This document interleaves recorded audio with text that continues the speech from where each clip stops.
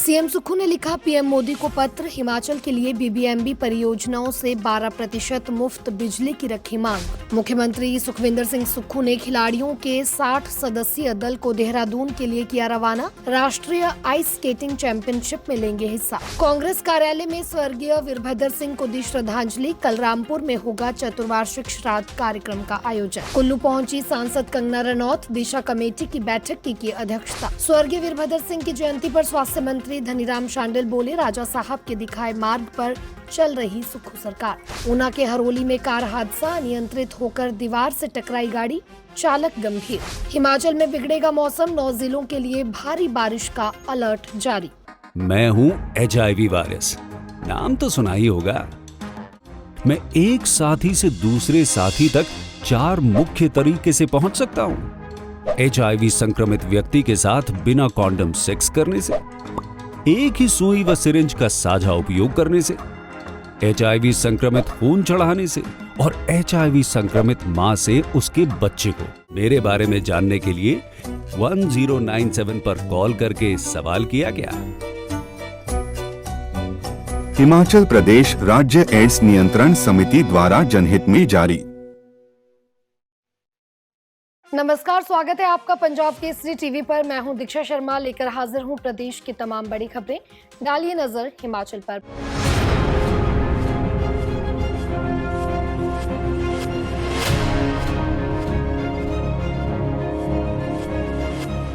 पहली खबर का रुख करते हैं। हिमाचल के मुख्यमंत्री सुखविंदर सिंह सुक्खू ने राष्ट्रीय आइस स्केटिंग चैंपियनशिप के लिए आज 60 खिलाड़ियों के दल को रवाना किया। इससे पहले सीएम ने ओक ओवर में खिलाड़ियों से बातचीत की और उनका हौसला भी बढ़ाया।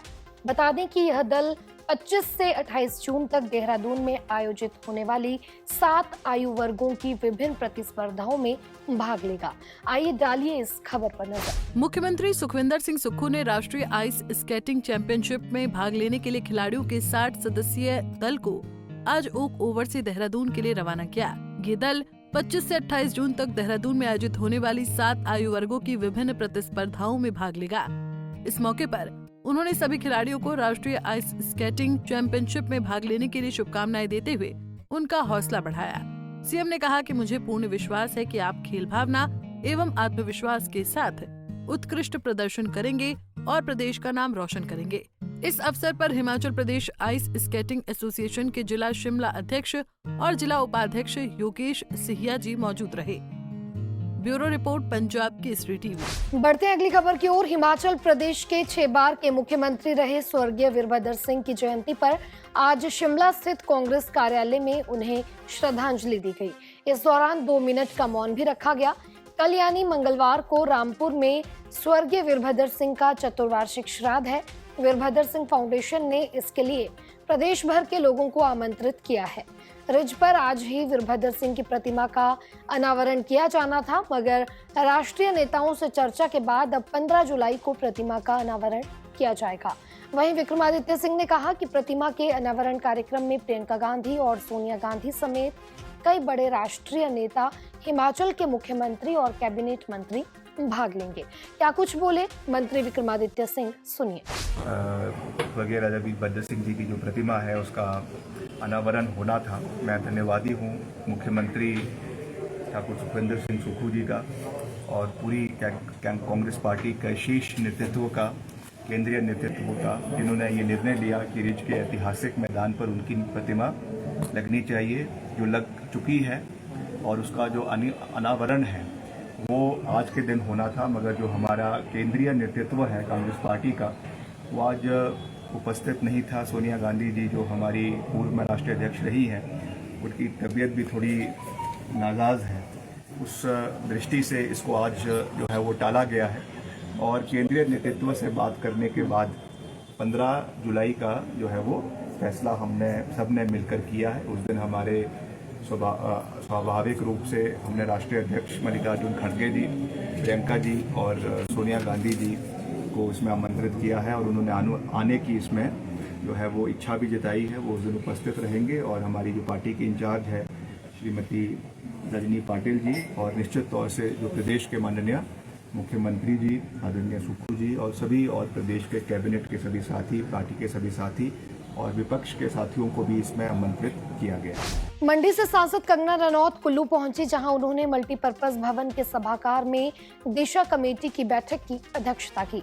बैठक में विकास कार्यों पर चर्चा की गई। कंगना रनौत ने कहा कि दिशा कमेटी की बैठक में केंद्र सरकार और राज्य सरकार के विकास कार्यों की अधिकारियों के साथ चर्चा की गई है। उन्होंने कहा कि मंडी संसदीय क्षेत्र में अगर किसी योजनाओं में हम पीछे रहे हैं तो उसके लिए विशेष बजट का प्रावधान किया जाएगा। क्या कुछ बोली सांसद कंगना रनौत, सुनिए। ओवरऑल जो भी डेवलपमेंट के प्रोजेक्ट चल रहे हैं, चाहे वो केंद्र सरकार के हैं चाहे वो राज्य सरकार है, उन पे हम लोगों ने चर्चा की, उनका ब्यौरा लिया और बाकी जो उनके कुछ सुझाव भी थे, कुछ कंसर्न भी थे, कुछ अच्छे जो हैं और भी कुछ अच्छा करने के, बेहतर करने के और भी अच्छे सुझाव थे, तो उनको भी हम लोगों ने आज मिलकर डिस्कस किया। योजनाएं जैसे आपको मिल जाएगा, दिशा कमेटी का सारा ब्यौरा जो है हम लोगों ने डिस्कस किया। केंद्र सरकार से हम लोग ओवरऑल डेवलपमेंट के लिए रिक्वेस्ट करेंगे, क्योंकि चाहे वो कृषि को लेकर हो, चाहे वो खेल को लेकर हो, चाहे वो नए नए जो है वेंचर्स को लेकर हो, वो केंद्र सरकार ने हमें बहुत ज़्यादा जो है वो स्कीम्स यहाँ पे हम इम्प्लाई की हैं, लेकिन फिर भी जितना हम पिछड़ गए हैं पहले से ही, तो उसके करके हमें बहुत ज़्यादा उनके सहयोग की जरूरत रहेगी। धन्यवाद। बढ़ते अगली खबर की ओर। सीएम सुक्खू ने हिमाचल प्रदेश के पक्ष में भाखड़ा ब्यास प्रबंधन बोर्ड यानी कि बीबीएमबी की सभी परियोजनाओं से 12% मुफ्त बिजली की मांग की है। प्रधानमंत्री नरेंद्र मोदी को लिखे पत्र में मुख्यमंत्री सुखविंदर सिंह सुक्खू ने कहा कि राज्य सरकार द्वारा स्वीकृत सभी जल विद्युत परियोजनाएं मुफ्त बिजली उपलब्ध करवा रही हैं, जबकि बीबीएमबी परियोजनाएं राज्य को कोई मुफ्त बिजली नहीं दे रही है। जबकि बीबीएमबी परियोजनाओं की स्थापना के साथ हिमाचल प्रदेश में विशाल जल विद्युत क्षमता खत्म हो गई है। सीएम सुक्खू ने लिखा कि राज्य को नुकसान उठाना पड़ा है और हिमाचल को उसका हक नहीं मिला है।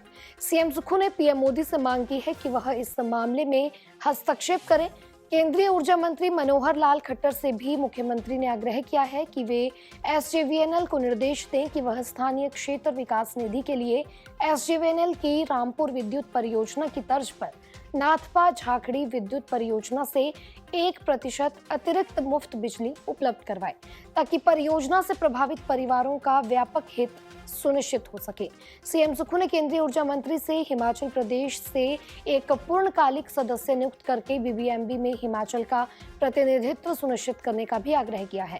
मुख्यमंत्री ने हरियाणा के सीएम नायब सिंह सैनी को भी एक पत्र लिखा है, जिसमें कहा गया है कि हरियाणा अगली सुनवाई से पहले बीबीएमबी को अपने हिस्से का ऊर्जा बकाया 6% ब्याज सहित देने के लिए लिखित में सहमति प्रदान करेगा। अगली खबर की ओर बढ़ते हैं। पूर्व मुख्यमंत्री स्वर्गीय राजा वीरभद्र सिंह की जयंती के मौके पर स्वास्थ्य मंत्री धनीराम शांडिल ने वीरभद्र सिंह के प्रदेश को दिए योगदान को याद किया और कहा कि हिमाचल प्रदेश में सुक्खू सरकार भी स्वर्गीय वीरभद्र सिंह के दिखाए मार्ग पर चल रही है।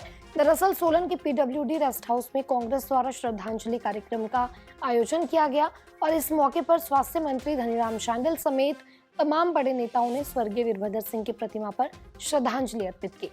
पूर्व मुख्यमंत्री स्वर्गीय राजा वीरभद्र सिंह की जयंती के मौके पर सोलन के पीडब्ल्यूडी रेस्ट हाउस में कांग्रेस द्वारा श्रद्धांजलि कार्यक्रम का आयोजन किया गया। इस मौके पर स्वास्थ्य मंत्री धनीराम शांडिल समेत तमाम बड़े नेता मौजूद रहे। राजा वीरभद्र सिंह को श्रद्धांजलि अर्पित करते हुए धनीराम शांडिल ने उनके दिखाए हुए मार्ग पर चलने का प्रण लिया। उन्होंने कहा कि आज का दिन ऐतिहासिक है। पूर्व मुख्यमंत्री स्वर्गीय वीरभद्र सिंह ने 6 बार हिमाचल प्रदेश का प्रतिनिधित्व किया है। हिमाचल प्रदेश को किस तरह से आगे ले जाया जा सकता है, इसके लिए उन्होंने हमेशा कार्य किया। शांडिल ने बताया कि प्रदेश सरकार की प्राथमिकता यही है कि वीरभद्र सरकार कार्यकाल में छूटे हुए कामों को समय से पूरा किया जाए, ताकि उनके सपने पूरे हो सकें। उनके ही दिखाए हुए रास्ते पर हिमाचल प्रदेश में सुखविंदर सिंह सुक्खू भी गरीबों के मसीहा बनकर आगे आए हैं और विकास कार्य को तेजी दे रहे हैं। आज का दिन सचमुच में ऐतिहासिक है। आज ही के दिन हमारे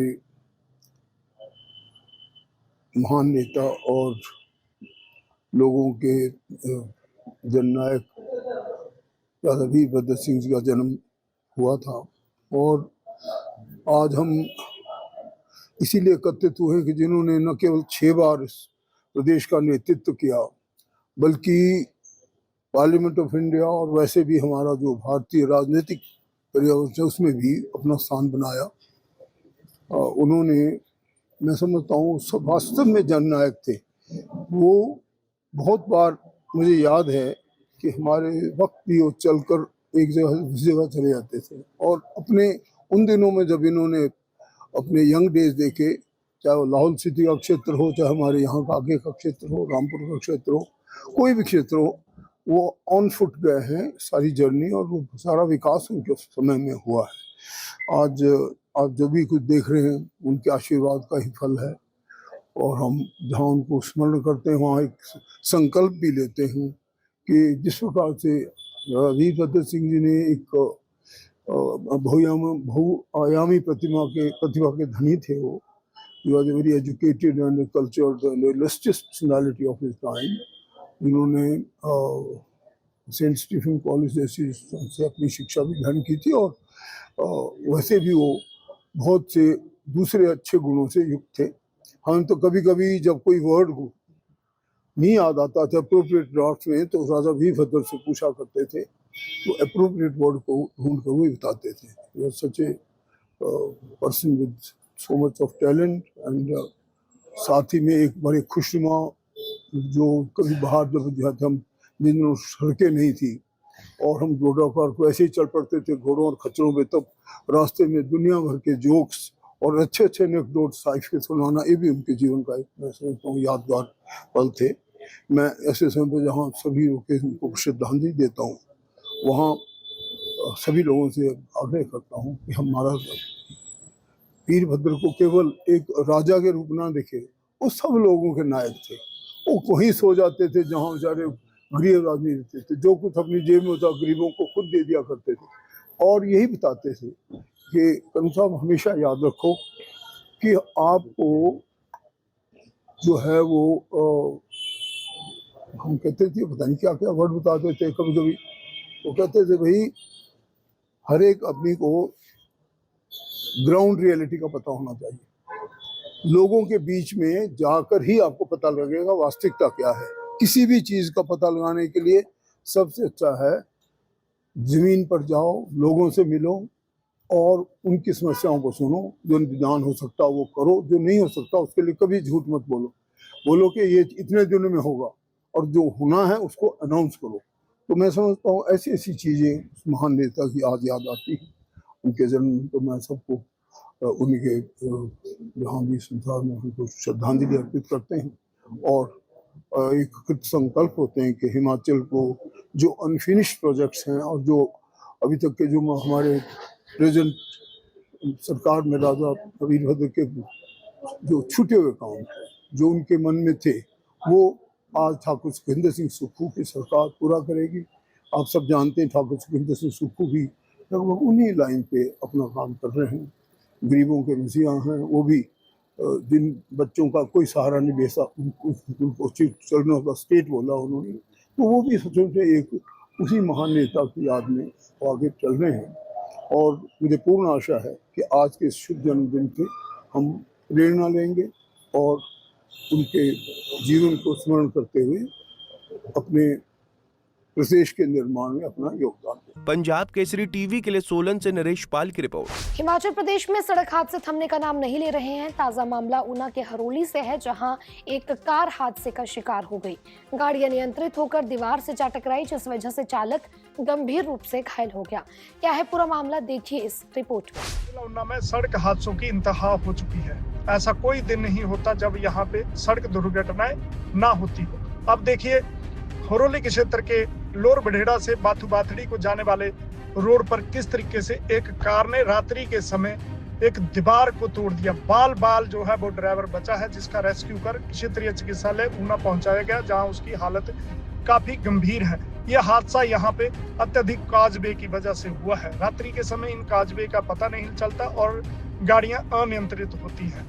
देखिए किस तरीके से घर की दीवार को तोड़ दिया है और खुद भी कार चकनाचूर हुई। अब बात करते हैं मौसम की। मौसम विभाग केंद्र शिमला के अनुसार हिमाचल में 29 जून तक बारिश का सिलसिला जारी रहने वाला है। 25 से 27 जून तक अधिकांश स्थानों पर हल्की से मध्यम बारिश होने का पूर्वानुमान है। इस दौरान कई स्थानों पर भारी बारिश का ऑरेंज अलर्ट जारी किया गया है। वहीं 23, 24, 28 और 29 जून को कई स्थानों पर भारी बारिश का येलो अलर्ट जारी हुआ है।